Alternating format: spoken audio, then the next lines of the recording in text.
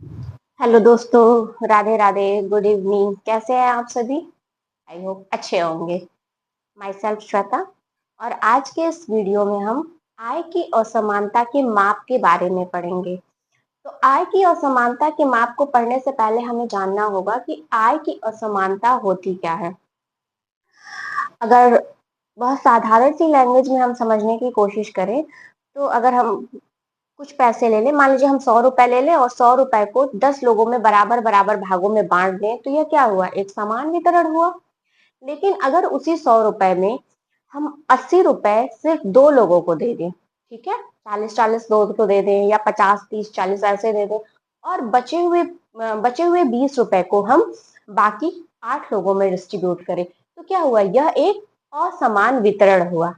अब इसी को हम राष्ट्रीय आय के परिप्रेक्ष्य में समझ सकते हैं, आय के परिप्रेक्ष्य में समझ सकते हैं, ठीक है, कि किस तरह से किसी देश की, किसी राष्ट्र की आय का वितरण वहां के कुछ लोगों में, अधिक जनसंख्या में, कम जनसंख्या में किस तरह से होता है।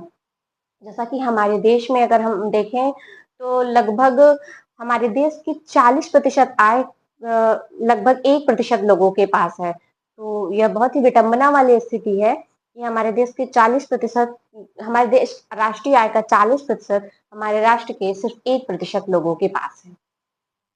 अब इसी को हम यहाँ पे समझने और जानने की कोशिश करते हैं कि हम इसको किस तरह से मेजर कर सकते हैं, ठीक है।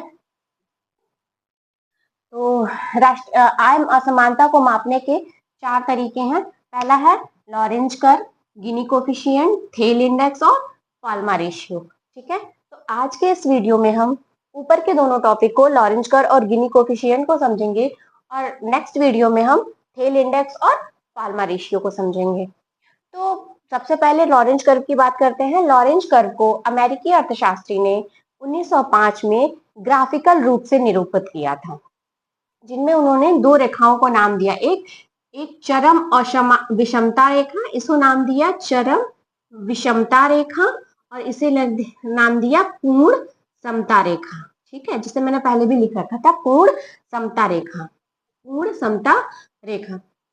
उन्होंने ये कहा, ये जो 45 डिग्री की लाइन है, उन्होंने बताया कि अगर ये कर्व जितना ज्यादा इस लाइन से दूर होगा, समानता रेखा से जितना दूर होगा, आय की असमानता उतनी ज्यादा होगी, और यह वक्त कर्व जितना ज्यादा पूर्ण की समानता रेखा के पास होगा, आय की असमानता उतनी कम होगा। मतलब जितना अधिक मोड़ होगा इस कर्व में, आय की असमानता उतनी अधिक होगी, और जितना कम मोड़ होगा इसमें, आय की असमानता उतनी अधिक होगी।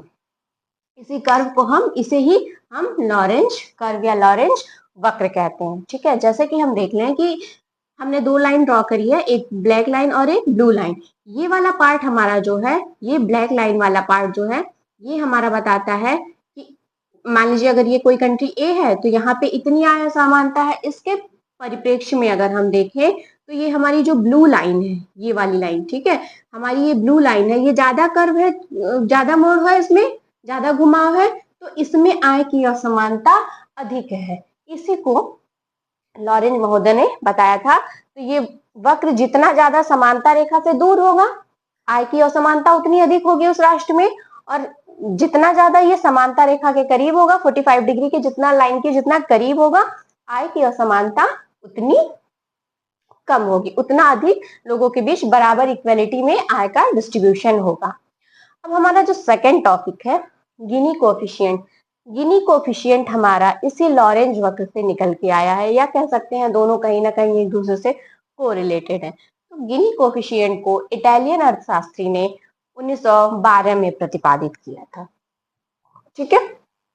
तो ये जो गिनी कोफिशिएंट है, गिनी कोफिशिएंट को हमने बताया कि हम पहले ही बताया कि आय का जनसंख्या में वितरण, यही हम पढ़ रहे हैं इसमें। तो जो हमारा वर्टिकल एक्सिस है, इसमें हम क्या दिखाते हैं? कम्युलेटिव इनकम डिस्ट्रीब्यूशन को दिखाते हैं, और इसमें house hold by income distribution को दिखाते हैं। मतलब अगर हम हिंदी में बता देती हूँ मैं कि इसमें इस वर्टिकल एक्सिस पे हम क्या दिखाते हैं?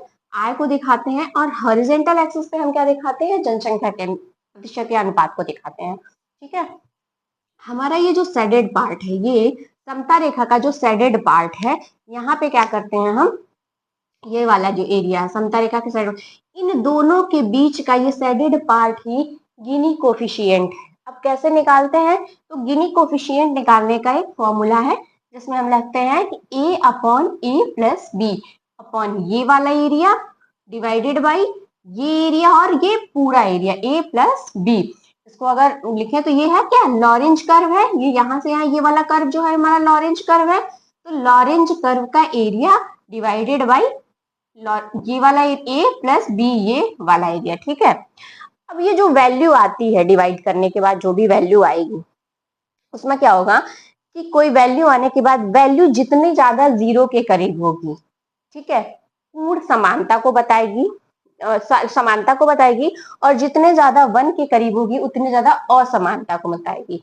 अगर ये वैल्यू 0 है तो यह पूर्ण समानता को बताएगी, और अगर ये वैल्यू 1 है तो यह पूर्ण असमानता को बताएगी, ठीक है। मतलब हमारे कहने का ये है कि अगर हमने कोई वैल्यू ले रखी है और उसको जब हम निकालते हैं तो देखते हैं कि जितने ज्यादा वैल्यू आएगी और अगर वो वैल्यू 1 के करीब जाएगी या 1 से अधिक जाएगी तो आय की असमानता उतनी अधिक होगी, और जितने ज्यादा 0 के करीब होगी या 0 होगी तो आय की असमानता उतनी कम होगी। तो आज के इस वीडियो में बस इतना ही, और नेक्स्ट वीडियो में हम बचे हुए थेल इंडेक्स और पॉलमर रेशियो को समझने और जानने की कोशिश करेंगे। तो आप ये वीडियो में अपना फीडबैक जरूर दीजिएगा कि आपको कैसा लगा, और बाकी हम नेक्स्ट वीडियो में कवर करेंगे। Thank you so much.